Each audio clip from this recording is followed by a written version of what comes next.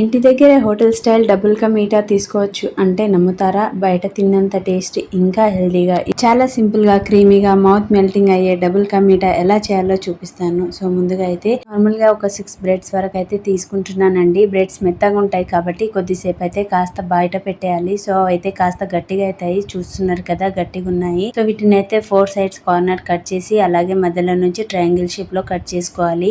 మరొక ప్యాన్ పెట్టి అందులో ఆయిల్ వేసుకొని వీటిని అయితే డీప్ ఫ్రై చేసుకుంటున్నాను.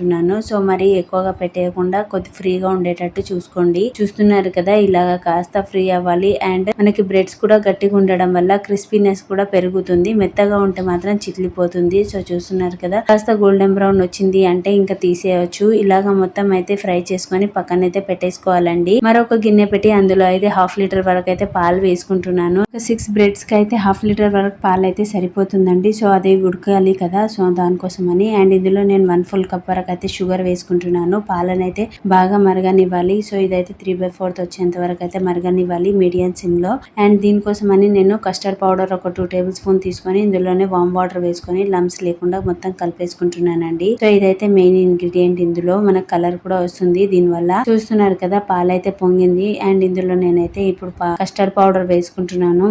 ఇలాగా వేసుకొని అయితే అప్పటికప్పుడే కలిపేసుకోవాలి, లేదంటే లమ్స్ వచ్చేస్తాయి. సో వీటిని కూడా మీడియం ఫ్లేమ్ లోనే మరగనివ్వాలి. అండ్ ఇదైతే కొద్దిగా క్రీమీగా అయితే రావాలి. పాలు కొంచెం థిక్గా అయ్యే వరకు బాయిల్ చేస్తే క్రీమీ టేస్ట్ అనేది వస్తుంది. ఇలాగా వచ్చింది అంటే ఇంకా అయిపోయినట్టే. సో ఇంకా నేను గరిటెలో నెయ్యి వేసుకొని డ్రై ఫ్రూట్స్ అయితే వేయించుకుంటున్నానండి. సో ఫైనల్ గా అయితే ఒక బౌల్ తీసుకొని ముందుగా వేడి చేసుకున్న పాలు ఉంది కదా అదైతే వేసుకోవాలి. అండ్ డీప్ ఫ్రై చేసుకున్న బ్రెడ్స్ వేసుకోవాలి.